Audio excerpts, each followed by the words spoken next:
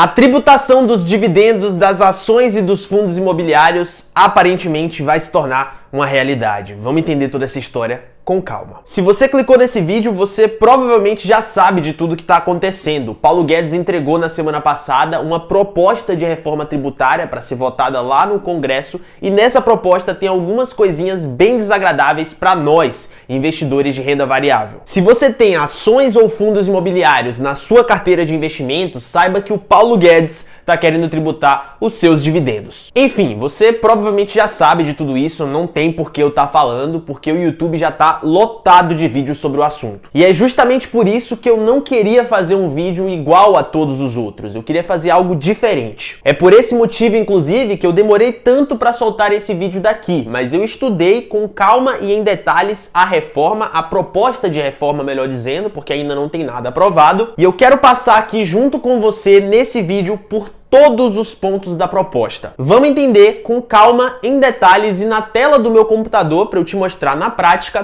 tudo o que vai mudar nessa proposta de reforma tributária se ela for aprovada. As mudanças para as ações, para os fundos imobiliários e até mesmo para os investimentos de renda fixa. Sem alarmismo, sem chororô, sem muita revolta na medida do possível e até mesmo sem meias informações. Se você ainda está um pouquinho confuso com toda essa história, assiste esse vídeo até o final porque eu vou esclarecer para você tudo o que aconteceu nesses últimos dias. E eu só te peço em troca por isso o seu singelo like aqui nesse vídeo, porque isso me ajuda demais, e a sua inscrição aqui no canal para você receber as notificações dos meus próximos vídeos, beleza? Vamos aqui comigo para a tela do meu computador. Eu tô aqui com a apresentação de slides da reforma tributária, um documento oficial do governo, são 24 slides aqui para a gente dar uma analisada. Eu vou te passar aqui os principais pontos e depois a gente vai para um slide que eu preparei com um resumo de tudo isso e com as implicações para os seus investimentos. Vamos lá, aqui a gente tem os princípios da reforma. Eles dizem aqui que a reforma tem um princípio de simplificar e diminuir os custos, trazer mais segurança jurídica e transparência.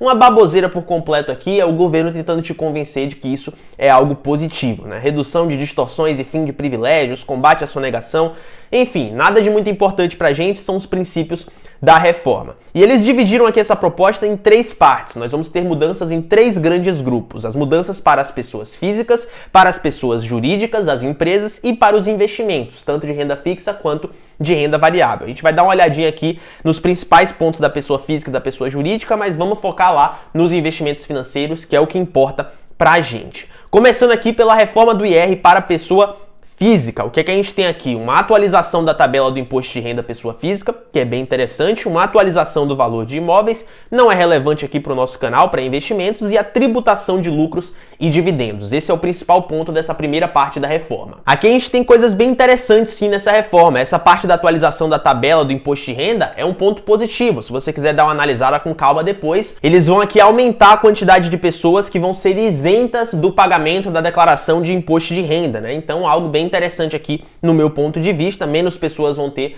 que passar pela burocracia e pagar imposto de renda no final do ano. Não é importante aqui para os nossos investimentos num primeiro momento, mas é legal aí para a economia do país, caso você queira dar uma analisada. E aqui eles mostram basicamente como que vai acontecer. O que importa pra gente nessa primeira parte da reforma tributária é essa parte aqui, lucros e dividendos distribuídos. Hoje em dia, os dividendos eles são isentos de imposto de renda. Quando você investe numa ação da Bolsa de Valores e ela te paga dividendos, você não precisa pagar nada por isso. Os dividendos são isentos. A proposta aqui é de que eles deixem de ser isentos, que eles sejam tributados em 20% na fonte. Na fonte quer dizer que é automático, você já vai receber ele líquido de imposto. Esse é o primeiro ponto da reforma tributária que vai afetar os seus investimentos. Quando você recebe dividendos da Itaúsa, da VEG, da Ambev, qualquer que seja a empresa que você investe, você vai ter que pagar aí 20% de imposto de renda, vai ser retido na fonte para você. Eles dizem aqui que vai ter uma isenção para até 20 mil por mês para microempresas e empresas de pequeno porte, ou seja, microempresas e empresas de pequeno porte que distribuírem dividendos até 20 mil por mês vai ser isento, mas esse daqui não é o caso das empresas da Bolsa de Valores, elas são empresas já bem grandes, então vai ter aqui a incidência de imposto, né, sobre os dividendos. E aqui a gente tem todas as justificativas que eles dão para fazer essa tributação. Não é importante pra gente, né, aqui é só papinho do governo querendo te convencer de alguma coisa, nada muito relevante. O que importa pra gente é que os dividendos das ações vão ser tributados em 20%. Essa parte aqui sob uma ótica de economia, pode parecer inofensivo para boa parte das pessoas que acham que as empresas da Bolsa de Valores são imensas e tem que pagar imposto sobre dividendo mesmo, e como eles deram aqui uma isenção para empresas pequenas, tá tudo bem, porque não vai prejudicar os pequenos, mas eles acabam prejudicando aqui as empresas de médio porte. Se você pega uma empresa, por exemplo, que tem lá seus 50 a 100 funcionários, uma empresa de médio porte, que não é mais microempresa e nem de pequeno porte, ela vai ter que pagar 20% sobre os dividendos distribuídos, e isso pode prejudicar bastante a atividade dessas empresas, que é essencial para a nossa economia. Então, um ponto aqui que eu não achei muito positivo, mas não tem muito que a gente possa fazer. É a proposta de reforma tributária que está sendo votada lá no Congresso. Vamos continuar vendo aqui a segunda parte da reforma, que é do IR para as empresas. E o ponto mais importante que a gente tem para analisar aqui é a redução do IRPJ, do Imposto de Renda para Pessoa Jurídica, que vem aqui para complementar a tributação de 20% dos dividendos. Eles vão tributar aqui os dividendos em 20%, mas para compensar eles vão reduzir o imposto de renda que é cobrado das empresas. Então, atualmente aqui as empresas pagam uma alíquota de imposto de renda de 15% em cima dos seus lucros, e a proposta deles aqui é basicamente reduzir o imposto de renda que as empresas pagam, isso daqui vale para as empresas da Bolsa de Valores, em 5%. Eles trazem um comparativo aqui. Atualmente, como é que funciona a tributação dessas empresas? Elas pagam 15% em cima do lucro, mais 10% em cima do que exceder 20 mil reais por mês. Ou seja, como as empresas da Bolsa de Valores já são grandes, todas ali acabam lucrando mais de 20 mil por mês, elas pagam 25% de imposto de renda. Isso sem contar a contribuição social, que eu já vou te explicar mais pra frente. Mas desses 25%, eles vão abater 5% de imposto de renda para ficar só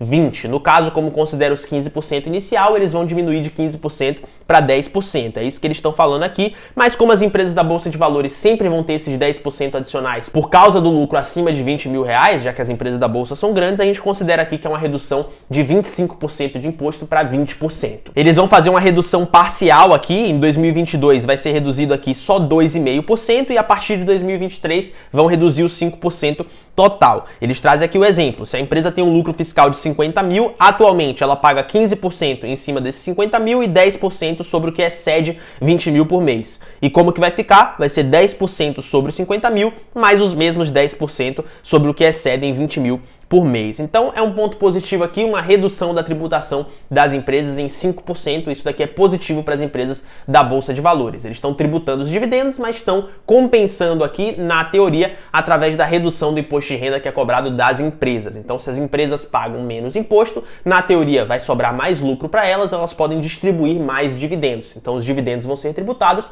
mas o lucro em si, que gera os dividendos, vai ser maior do que antes. Um outro ponto importante aqui dessa proposta de reforma é a extinção dos juros sobre capital próprio. Caso você não saiba, os juros sobre capital próprio são a segunda forma que a empresa tem para distribuir os seus lucros. Ela pode distribuir na forma de dividendos e ela também pode distribuir na forma de juros sobre capital próprio. A grande diferença é que os juros sobre capital próprio, eles podem ser abatidos no demonstrativo de resultados da empresa como uma despesa. Isso daqui vai fazer com que o lucro dessa empresa seja menor e ela tenha menos imposto de renda a pagar. Como eles já estão reduzindo aqui a alíquota de imposto de renda, na explicação deles não faria mais sentido os juros sobre capital próprio existirem, as empresas terem essa manobra para pagar menos imposto de renda. Então eles estão extinguindo aqui os juros sobre capital próprio. Toda a distribuição de lucro de uma empresa, se essa reforma for aprovada, vai ser no formato de dividendos. Outras duas mudanças nessa segunda parte aqui da reforma é a apuração trimestral do IRPJ e a simplificação das bases de cálculo do IRPJ, do imposto de renda e da contribuição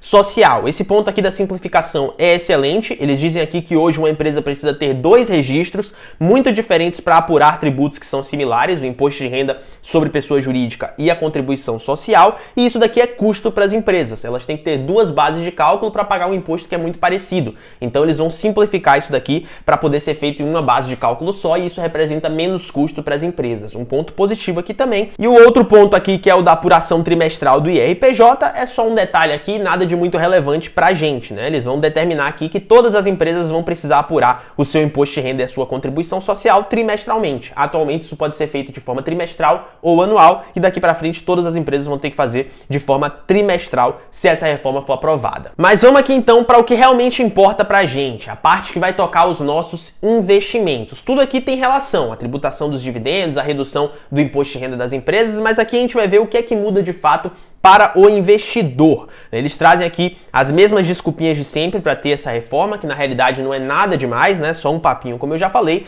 mas vamos dar uma olhadinha aqui. A primeira mudança é essa daqui, em relação às operações em bolsa de valores. Eles trazem um quadro aqui. Como é que funciona a apuração do imposto de renda na bolsa de valores hoje? É uma apuração mensal. Se você compra um ativo e vende ele com lucro, você tem que apurar o imposto a ser pago dentro do mesmo mês. Nas ações tem aquela isenção de 20 mil por mês, né? Mas você precisa apurar se for um fundo imobiliário, por exemplo, ou se vender ações acima de 20 mil por mês, e eles querem mudar essa apuração para trimestral, o que é um ponto positivo. Você vai prolongar um pouquinho o pagamento de imposto de renda. Ao invés de ter que emitir a DARF no mês em que a operação aconteceu, você vai emitir referente aos 3 meses que se passaram. Vai ter que pagar as DARFs trimestralmente. É um ponto positivo aqui na minha visão. Você vai precisar de um pouco mais de organização para fazer essas contas, mas é muito positivo porque você vai demorar mais para pagar imposto. Enquanto você não paga esse imposto, esse dinheiro pode estar rendendo para você numa CDI, por exemplo, um CDB de 100% no CDI ou na sua conta do Nubank. É um ponto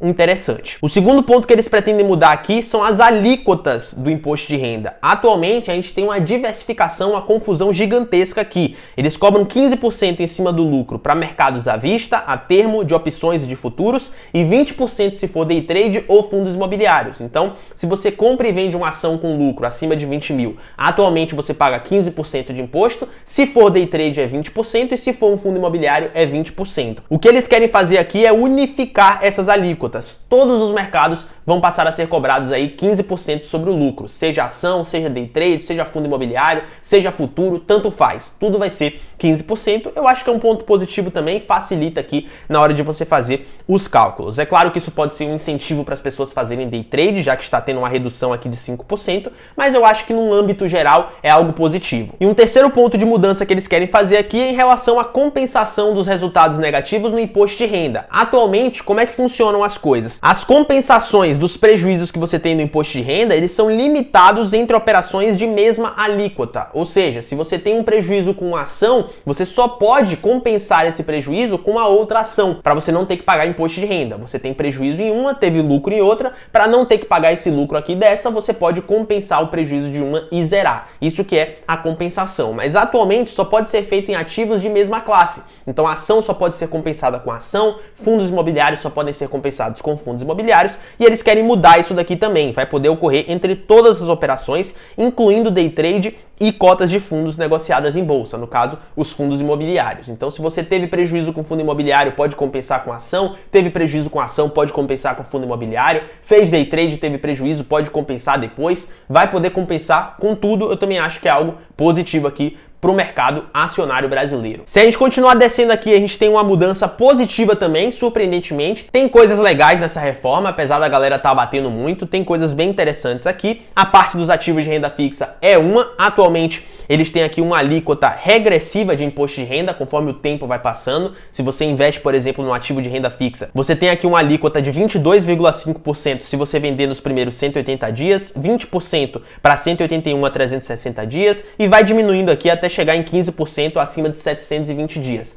Eles querem eliminar essa tabelinha regressiva. Vai tudo ficar com a mesma alíquota única de 15%, o que é excelente, é menos imposto a pagar. Eles estão universalizando aqui a menor das alíquotas. Então aqui, obviamente, nada a reclamar, tá diminuindo imposto, a gente tá feliz. Mas vamos continuar aqui para a parte que importa pra gente, que é a dos fundos imobiliários, no finalzinho. Nesses dois slides aqui do meio, eles falam de fundos fechados, né, os fundos multimercados e os fundos abertos. Vai ter o fim do Come Cotas aqui, para quem entende de fundos, eu achei que é algo positivo também, mas pro foco do nosso vídeo não faz muito sentido. Vamos dar uma olhadinha aqui nas mudanças para os fundos imobiliários, que foi definitivamente o que mais impactou o mercado. O que eles estão propondo é o fim da isenção sobre os rendimentos, os dividendos que são distribuídos pelos fundos imobiliários. Atualmente, os fundos imobiliários distribuem seus rendimentos mensalmente dos aluguéis que eles recebem, e esses rendimentos são isentos de imposto de renda. O que o governo está querendo fazer aqui é cobrar imposto em cima desses rendimentos que são distribuídos, da mesma forma que eles vão fazer com as ações, só que a diferença é que lá nas ações eles vão cobrar 20%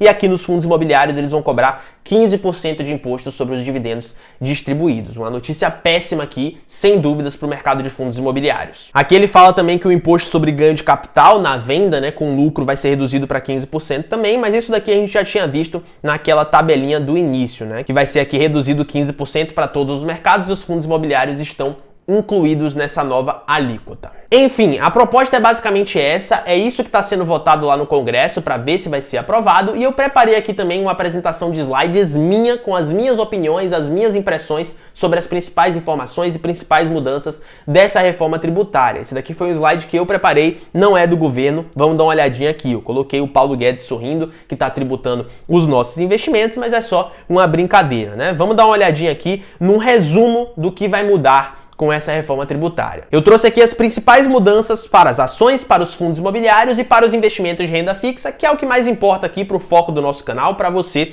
que é investidor. O que vai mudar aqui para as ações de relevante, que a gente precisa se preocupar? Os dividendos vão passar a ser tributados em 20% e vai ter uma redução de 5% no imposto de renda que é cobrado das empresas, no IRPJ das empresas. Para os fundos imobiliários, o que é que vai mudar? Tem uma tributação de 15% nos dividendos, tá errado aqui nesse slide, vou até ajeitar para você não se confundir. Ajeitei aqui, tributação de 15% nos dividendos e uma redução do imposto de renda do GCAP, que é ganho de capital. Quando você compra uma cota de fundo imobiliário e vende ela com lucro, vai ter uma redução nesse imposto de 20% para 15%.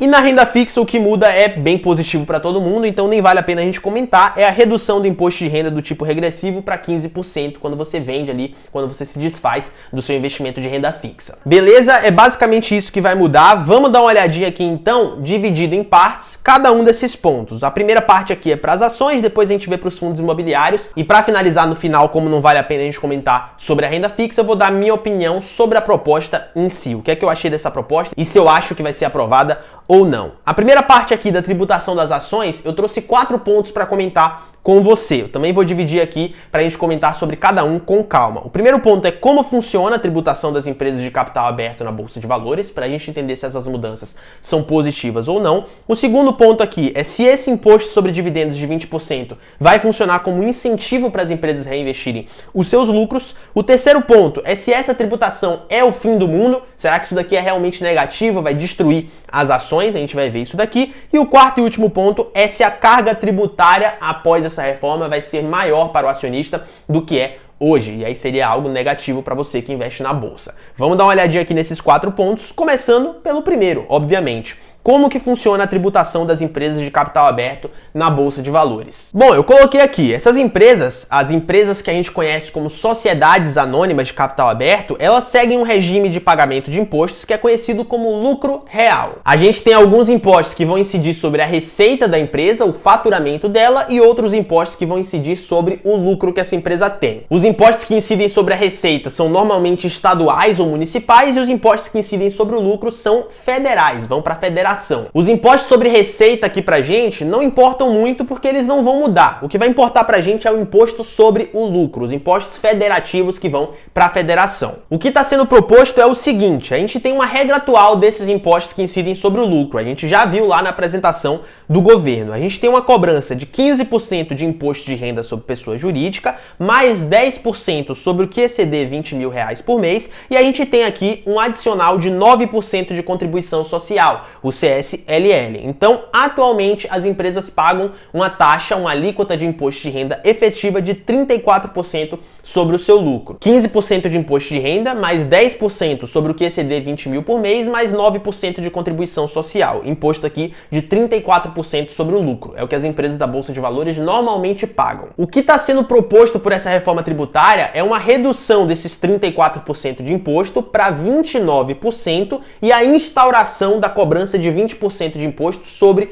os dividendos que forem distribuídos pela empresa. Então a gente vai sair dessa regrinha atual aqui e vai ficar da seguinte forma: os 15% de imposto de renda vão ser reduzidos para 10%, os 10% sobre o que exceder 20 mil vão ser mantidos, ou seja, como as empresas da Bolsa de Valores lucram bem acima de 20 mil por mês, esses 10% sobre o que exceder 20 mil vão sempre estar presentes, e aí a gente já vai ter uma redução aqui da regra atual de 25% para 20%, e os 9% de contribuição social vão vão ser mantidos. Então, uma alíquota efetiva aqui de 29% de imposto sobre o lucro. Essa que é a redução que a proposta está querendo fazer, de 34% para 29% ao longo dos próximos 2 anos. Beleza? Isso daqui é positivo, não tem muito o que a gente possa falar, uma redução de imposto que as empresas vão pagar. Vai sair dos 34% para 29% nos próximos 2 anos, isso é excelente. Vamos dar uma olhadinha aqui no segundo ponto, que é sobre o imposto nos dividendos. Essa parte aqui ninguém está reclamando. Redução de imposto das empresas, bem legal. O problema é compensar isso daqui com a tributação dos dividendos. Aí que a galera tá ficando um pouco pirada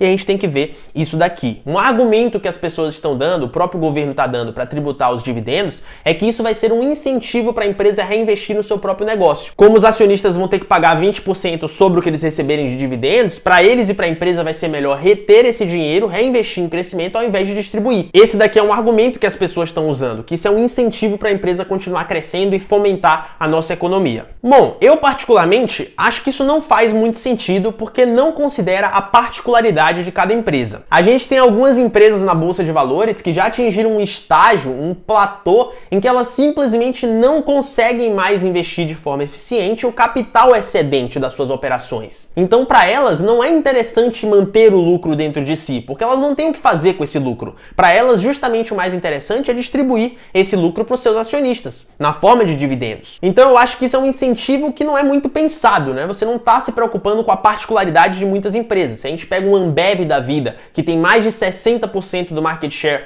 do mercado de cervejas, ou seja, a cada 10 cervejas que são vendidas no Brasil, 6 são delas, ela nem consegue adquirir novas empresas por causa da lei de monopólio. O CAD proíbe a Ambev de adquirir novas empresas para continuar crescendo. O que ela vai fazer com o lucro retido dentro dela? Ela não tem o que fazer, não tem muito mais para onde crescer. Então, para empresas como a Ambev, faz muito mais sentido distribuir o seu lucro na forma de dividendos do que reter ele dentro de si para reinvestir em crescimento. Algumas empresas não têm onde investir esse dinheiro. Qual é o incentivo que você está dando para uma empresa dessa? Então, eu acho que isso daqui não faz muito sentido, essa justificativa. E é por isso que eu estou do lado da galera que está reclamando dessa cobrança de imposto sobre os dividendos. Eu não acho que isso daqui deveria existir, não é um incentivo para as empresas, coisa alguma, é só uma forma que o governo tem de tributar os acionistas, beleza? Mas como a gente não tem poder para operar em cima dessas coisas, mudar a realidade, fazer a cabeça dos políticos, eu não acredito muito nessas coisas. Eu acho que eles fazem basicamente o que eles quiserem em prol dos próprios interesses, não pensando na população. Esse também não é um motivo para a gente ficar chorando e reclamando o dia inteiro, né? Seria melhor se essa tributação não acontecesse, mas no nosso terceiro ponto aqui, não é o fim do mundo. Esse daqui é o terceiro ponto que a gente tem para comentar. Muita gente estava espalhando por aí que não ia fazer mais sentido investir em ações, e isso não é verdade.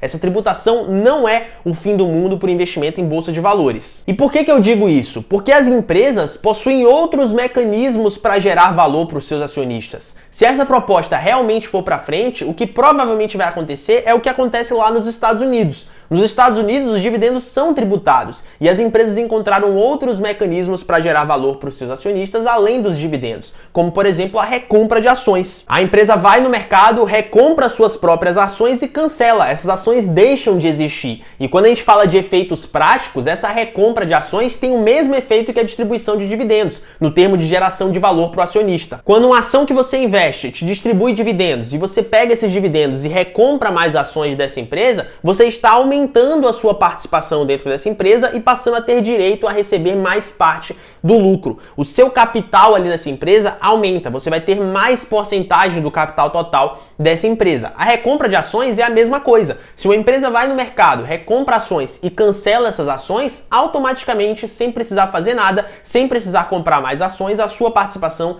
também vai aumentar. Você vai ter uma participação maior nos lucros da empresa. Então, em termos de efeitos práticos, a distribuição dos dividendos e a recompra das ações é o mesmo. A tributação dos dividendos não é algo interessante, sem dúvidas. A gente não quer que os dividendos sejam tributados. Mas caso essa proposta realmente passe, o que tem grandes chances de acontecer, não vai ser o fim do mundo para as ações. Não precisa de desespero. A empresa tem outras formas de gerar valor para você e para os outros acionistas. Não tem por que se preocupar. Beleza? Então é algo ruim sim, ninguém quer que aconteça, mas não é o fim do mundo. As empresas vão passar a recomprar suas ações para gerar valor para você e não vai ser o fim do mundo a tributação dos dividendos. Vamos partir aqui para o quarto e último ponto que eu tenho para comentar com você sobre as ações e depois a gente vai para os fundos imobiliários. O quarto ponto é esse daqui. A carga tributária será maior para o acionista e não menor como o governo alega, ou seja, a carga tributária que o acionista vai ter que arcar vai ser maior se essa reforma for aprovada do que é hoje. Muitas pessoas estão espalhando isso daí pela internet, né? Dizendo que o acionista vai pagar mais imposto do que antes e que esse governo está mentindo sobre isso, que não é uma reforma coisa alguma, é só uma instauração de novos impostos. Isso é uma meia-verdade, está parcialmente correto, porque isso vai depender do payout da empresa. E esse daqui que, na minha visão, é o grande problema dessa reforma tributária para as ações, pelo menos. Já já a gente vai ver os fundos imobiliários. O payout da empresa é um indicador que mostra pra gente a proporção do lucro que a empresa distribuiu na forma de dividendos. Se a gente tem uma empresa X com um payout de 50%, esse indicador está mostrando pra gente que ela distribuiu 50% do seu lucro na forma de dividendos. Então, se ela lucrou R$100, ela pegou 50 e distribuiu na forma de dividendos para os seus acionistas. Payout de 50%, um indicador bem simples. E qual que é o ponto aqui? Se a empresa tiver um payout muito elevado, ou seja, se a empresa distribuir muito do seu lucro na forma de dividendos, o governo vai estar aumentando a sua arrecadação com essa empresa ao invés de diminuir. Se o payout for baixo, não, beleza, aí vai ser sim uma redução, mas se o payout for elevado, se a empresa distribuir muito do seu lucro na forma de dividendos, o governo vai pegar os 20% em cima desses dividendos e vai acabar tendo ali um lucro maior com os impostos cobrados do que tem hoje. Eu trouxe um quadro aqui para te mostrar, são dois exemplos diferentes para a gente dar uma analisada. A gente tem aqui uma empresa que teve um lucro antes dos impostos de 100, né? Pode ser R$100, 100 unidades do que você quiser. E a gente tem aqui para comparar a coluna da regra atual, esquece a coluna do 2022 e a coluna de a partir de 2023. A gente tem aqui o lucro de 100 em cada uma delas e qual que é a alíquota de imposto que vai ser cobrada que a gente viu? Atualmente é de 34%, então 100 menos 34 vai ficar 66 aqui de lucro líquido e a partir de 2023 vai ser reduzido de 34 para 29, então vai ser 100 menos 29, vai ficar 71. Você vê aqui que a partir de 2023 o lucro da empresa realmente é maior, então ela tem aqui 71 para distribuir na forma de dividendos, enquanto atualmente ela só teria 66. Esse dividendo que vai ser distribuído vai ser tributado em 20%, mas o lucro em si que gera o dividendo é maior. Atualmente seria de 66, a partir de 2023 vai ser de 71. Então, na teoria, isso daqui deveria compensar. O governo vai tributar os dividendos, mas os dividendos em si são maiores do que antes porque a empresa está lucrando mais. Mas eu trouxe aqui dois cenários para a gente dar uma olhada no efeito do payout. O primeiro cenário aqui, vamos dar uma olhadinha no cenário 2 primeiro, para ficar claro. É um payout de 25%. A empresa vai pegar 25% do seu lucro e distribuir para os seus acionistas. Então, na regra atual, como ela lucrou 66, 25% de 66 seria 16,5. Atualmente não teria nenhuma tributação do dividendo, o acionista receberia os 16,5 líquido, né? Vamos colocar aqui R$16,50 líquido só para facilitar. E aí qual que seria a carga tributária cobrada pelo governo sobre o lucro antes dos tributos? Era um lucro de R$100 e chegou lá para o acionista 16,5. E aí qual que seria aqui a carga sobre o lucro antes de tributos? A empresa tinha um lucro antes de tributos de 100, teve um lucro líquido de 66 descontado os 34%, distribuiu 25% para os acionistas receberam 16,5%. Uma carga efetiva aqui de 34%. O governo só cobrou imposto lá em cima, então só tem isso daí para a gente considerar. Agora, a partir de 2023, seria diferente. A gente tem ali um payout de 25%, só que o lucro foi maior, 71. 25% de 71 é 17,8. Ou seja, os acionistas estariam recebendo aqui mais. Só que, a partir de 2023, vai ter a tributação dos dividendos. 20% em cima desses 17,8, que dá 3,6. Então, sobraria para o acionista 14,2. Quando a gente analisa aqui a carga tributária que foi cobrada pelo governo, é uma carga menor. Antigamente eles cobravam 34% e aqui foi uma carga de 32,6%, os 29% lá de cima e os 20% em cima dos dividendos. Ou seja, com payouts baixos, como 25%, o governo estaria arrecadando menos do que está arrecadando hoje. Então sim, seria aí uma reforma tributária, uma redução de impostos. Só que quando a gente pega um payout mais elevado, como o payout do cenário 1 aqui, que é um payout de 100%, a empresa vai distribuir tudo, a situação se inverte. Na regra atual aqui, se a empresa distribui 100%, o seu lucro seria 66, os acionistas vão receber 66, ou seja, uma carga efetiva de 34%. Só que a partir de 2023, a empresa distribui 100%, os acionistas recebem 71%, só que é tributado 14,2%, 20% em cima desse 71% e sobra para o acionista 56,8%, o que dá uma carga cobrada aqui total de 43,2%. Então é uma carga cobrada aqui maior do que a gente tem hoje, de 43,2% contra 34%. O governo estaria aumentando a sua arrecadação no cenário de payout elevado ao invés de reduzir. Esse daqui que é o grande problema da reforma, na minha opinião. Na teoria, uma reforma tributária, nos meus conceitos, deveria ser para reduzir impostos. Só que se a empresa distribui uma boa parte do seu lucro na forma de dividendos, o governo vai estar arrecadando mais e não menos. Então isso daqui é algo problemático aí, algo a se pensar, uma crítica a ser feita para o governo. Mas, infelizmente, não tem muito que a gente possa fazer. Se for aprovado, vai ser assim e acabou. Não tem o que a gente possa fazer, né? Então, não cabe aqui a gente ficar chorando, só te passar a verdade do que pode acontecer para você se preparar. Fechado? Então, essas mudanças não são positivas, digamos assim, para as ações, mas não é o fim do mercado. Ainda vale muito a pena você investir em ações. Vamos dar uma olhadinha aqui nas mudanças para os fundos imobiliários. Eu trouxe aqui também dividido em 4 comentários que eu quero fazer com você. O primeiro aqui é de um projeto antigo de tributação dos dividendos que a gente teve em 2015, feito pelo senador Romero Jucá, e os impactos lá em 2015 que a gente teve no IFIX, né, no índice dos fundos imobiliários. As pessoas estão desesperadas porque depois que essa reforma foi veiculada na mídia, o IFIX despencou, os fundos imobiliários apanharam bastante, mas isso já aconteceu lá em 2015 e eu quero te tranquilizar um pouquinho. O segundo tópico é o que eu acho sobre essa proposta. Será que ela pode ser aprovada? Qual que é a minha opinião sobre isso daqui? O terceiro ponto é sobre a precificação dos fundos imobiliários, para a gente entender um pouquinho alguns alarmismos que estão sendo feitos pela internet. E o quarto ponto é se vale a pena continuar investindo em fundos imobiliários, mesmo se essa tributação passar. Beleza? Vamos aqui já direto para o primeiro ponto, porque eu acho que esse vídeo já está ficando imenso. O primeiro ponto aqui é sobre o projeto antigo de 2015 do senador Romero Jucá e os impactos que a gente teve no IFIX. Foi uma proposta que o Romero Jucá fez lá em 2015, a mesma que está sendo feita de taxar os dividendos dos fundos imobiliários. Ela não foi aprovada, mas quando foi anunciada, o IFIX apanhou bastante, assim como está apanhando agora. Se a gente der uma olhadinha aqui, você vê que por volta de 2015 aqui para o final, o IFIX teve uma queda, assim como ele está tendo recentemente. Nesse gráfico aqui não dá para ver a queda recente, mas se você olhar aí para o ponto de 2015, quase em cima da linha de 2016, você vê que o IFIX teve uma queda por causa dessa proposta de tributação dos fundos imobiliários, beleza? E isso daqui é plenamente normal, essa queda que está acontecendo, assim como aconteceu lá em 2015. Era normal lá e é normal agora. Sempre que a gente tem uma incerteza, um risco maior sobre um determinado assunto, o mercado faz essa precificação e as cotações do mercado tendem a cair. Isso é plenamente normal e acontece inclusive com as ações. Se você olhar o Ibovespa, você vê que o Ibovespa também está caindo um pouquinho nos últimos dias por causa aí da proposta da reforma tributária que também afeta as ações. Isso é plenamente normal. Quando a gente tem uma incerteza, um risco maior, o mercado vai exigir um prêmio maior para que você corra esse risco.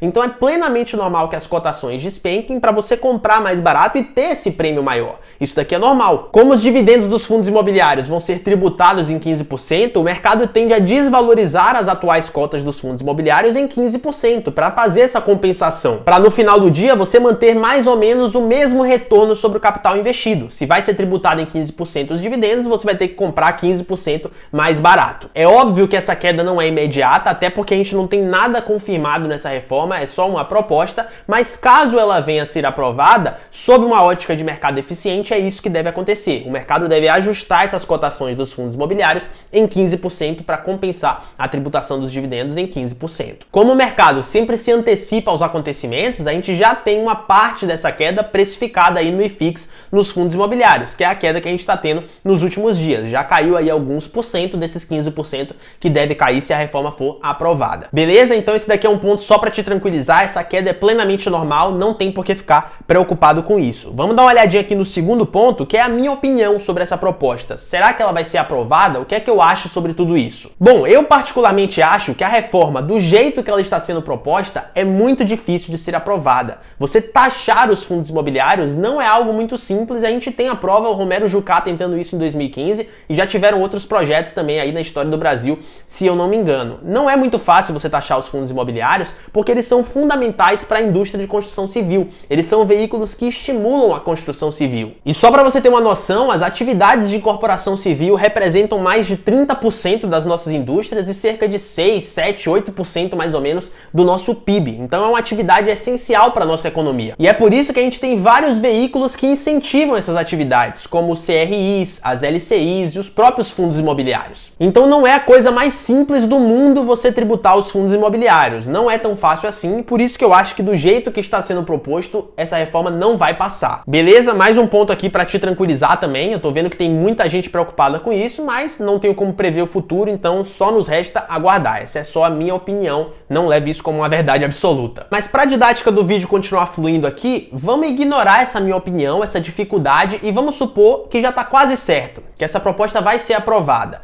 Vamos entender um pouquinho aqui sobre a precificação dos fundos imobiliários para a gente ver o que realmente importa caso essa reforma seja aprovada, para a gente entender se ainda vale a pena investir em fundos imobiliários ou não. De forma bem prática aqui para você, o seu retorno quando você compra uma cota de um fundo imobiliário pode ser dividido em duas partes. A gente tem a parte que é referente ao dividendo que você recebe, aos rendimentos, os aluguéis dos fundos imobiliários, que pode ser medido através do dividend yield, e a gente tem a parte da valorização da cota. Você compra uma cota por X reais e daqui a 1 ano, 2 anos, ela vai estar valendo mais do que o que você comprou. E quando a gente fala da valorização, no longo prazo, para o fundo imobiliário, é esperado que essa valorização seja igual à inflação. Você está investindo em imóveis e imóveis no longo prazo, a gente espera uma valorização igual à inflação. Então o seu retorno de fundos imobiliários é o dividendo que você recebe mais a inflação. É uma precificação bem semelhante aos títulos do Tesouro IPCA+, os títulos públicos de renda fixa. Eles são títulos em que você empresta o dinheiro para o governo e ele está te prometendo ali devolver no futuro uma porcentagem fixa, que são os juros desse investimento, mais o comportamento da inflação,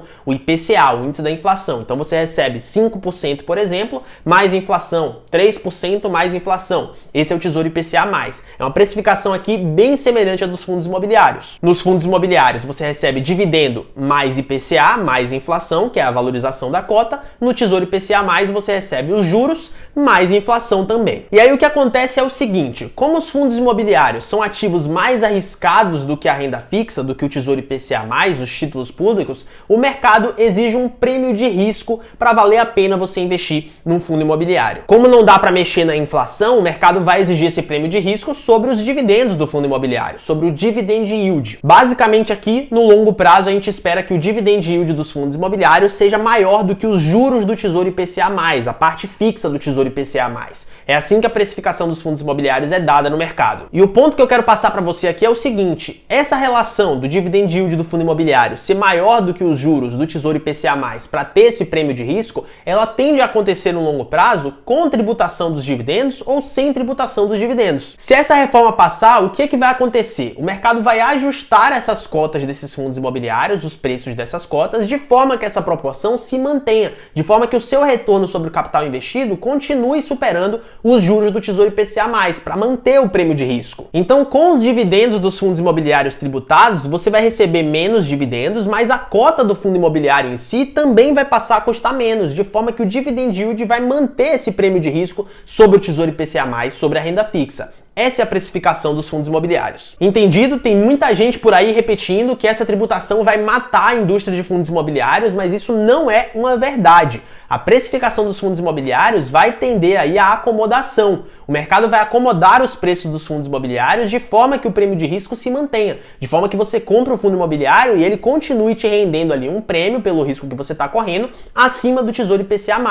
O dividend yield do fundo imobiliário tende a continuar acima dos juros do Tesouro IPCA+, beleza? Isso daqui com ou sem tributação. A tributação é ruim para o mercado de fundos imobiliários, ninguém gostaria que acontecesse, mas não mata o produto. Os fundos imobiliários não vão desaparecer, não vão virar pó, não vão ficar inúteis por causa da tributação, como muita gente está espalhando por aí. E esse é justamente o nosso quarto ponto aqui. Vai valer a pena continuar investindo em fundos imobiliários mesmo com essa tributação? Sim, eu já respondi. Vai continuar valendo a pena investir em fundos imobiliários. E por que isso daqui? Porque o mercado vai criar uma nova regra de preços de fundos imobiliários mais baixos para manter o prêmio de risco em relação à renda fixa e os seus novos aportes já vão ser de acordo com essa nova regra. Então você vai estar incluído no novo jogo e você vai ter o retorno do novo jogo, que no longo prazo tende a continuar sendo maior do que a renda fixa. Justamente porque o mercado vai sempre tender a exigir esse prêmio de risco para compensar o investimento. Como eu te falei, eu acho que essa proposta nem vai ser aprovada, por causa da dificuldade mesmo de você tributar os fundos imobiliários. É difícil, é um veículo muito importante para a nossa indústria,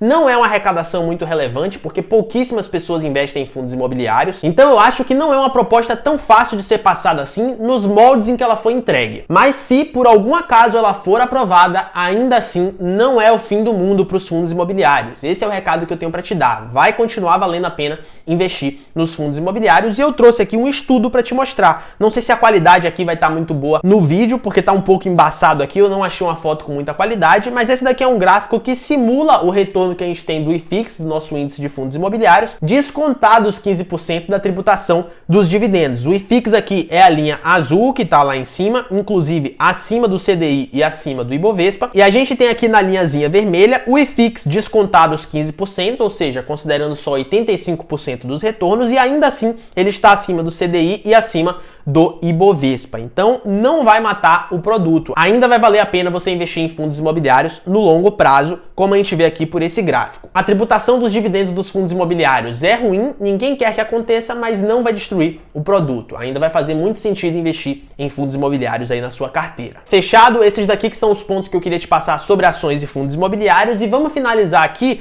com uma conclusão minha, a minha opinião, né? Uma reflexão que eu quero passar para você como cidadão. Eu acredito que essa reforma é um grande absurdo, por dois grandes motivos. A gente já paga muito imposto, então eu não acho que uma reforma tributária tinha que estar focando nisso daqui, mas na redução de impostos, e a gente já cobra muitos impostos das empresas. Nós somos um dos países que mais cobra impostos sobre empresas do mundo. Dá uma olhadinha aqui no estudo da OCDE. O Brasil tem a quarta maior taxação sobre as empresas do mundo. Com essa reforma aqui a gente pode subir para a segunda colocação, ser o segundo país que mais taxa empresas no planeta. E em contrapartida, nós temos o pior retorno de impostos à sociedade, de acordo com um levantamento feito pelo IBPT, que é um instituto aqui de planejamento tributário. Se a gente der uma olhadinha numa demonstração financeira conhecida como demonstração do valor adicionado, DVA, eu trouxe aqui a da Ambev, é uma demonstração que mostra pra gente para onde que tá indo o valor gerado pela empresa, a gente vê como que essa cobrança é um absurdo, como que a gente já cobra muitos impostos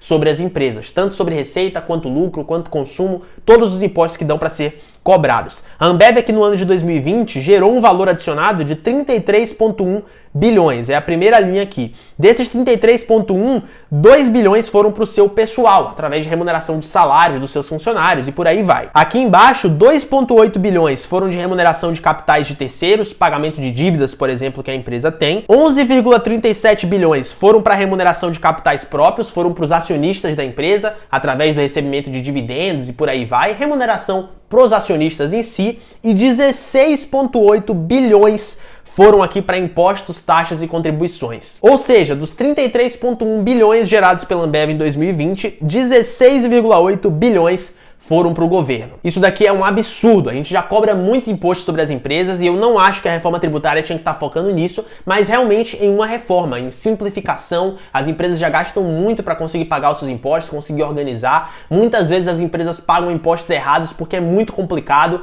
é imposto excessivo. Então eu acho que uma reforma tributária tinha que estar focando nisso, em simplificação de impostos, em uma maior transparência da educação, né, do conhecimento sobre impostos para as empresas e as pessoas até aprenderem a pagar os seus impostos, em redução dos impostos que são cobrados e não do que realmente foi entregue aqui. Então eu acho que essa proposta é um absurdo, não gostei do que foi proposto aqui, mas como a gente viu, não é o fim do mundo, nem para os fundos imobiliários, nem para as ações e nem para os investimentos de renda fixa. E aí, pra gente fechar, fica aqui o meu recado para você, o que é que você deve fazer daqui para frente. Bom, quanto a essa proposta aqui, não tem muito que a gente possa fazer, é só esperar o que os políticos vão decidir mesmo e aceitar. É a regra do jogo, não tem muito que a gente possa fazer para mudar, a gente não tem tanto poder assim para influenciar eles, por mais que a gente goste de acreditar que tem. Então, tudo que a gente pode fazer é continuar investindo normalmente em ações e fundos imobiliários, torcer para não ser aprovado, mas se for aprovado, tudo bem, vamos continuar investindo, vai continuar valendo a pena. e começar a diversificar os seus investimentos também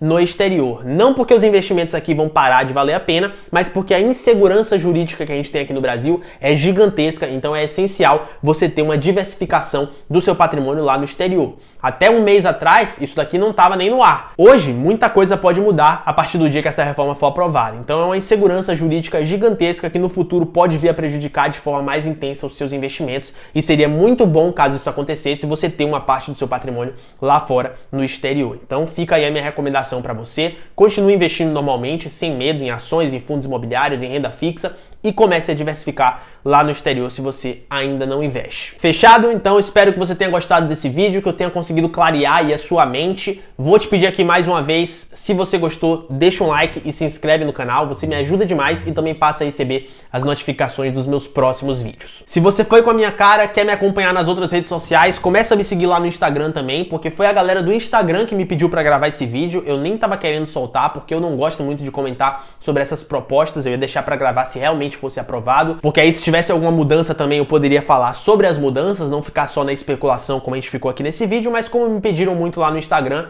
eu resolvi trazer. Então começa a me seguir lá no Instagram também, que você vai me deixar muito feliz. Aqui na descrição vou deixar todos os meus outros links, se você precisar, é só clicar aí e acessar, beleza? Eu sou João Marinho, esse daqui é o Diário do Milhão e eu vejo você no próximo vídeo.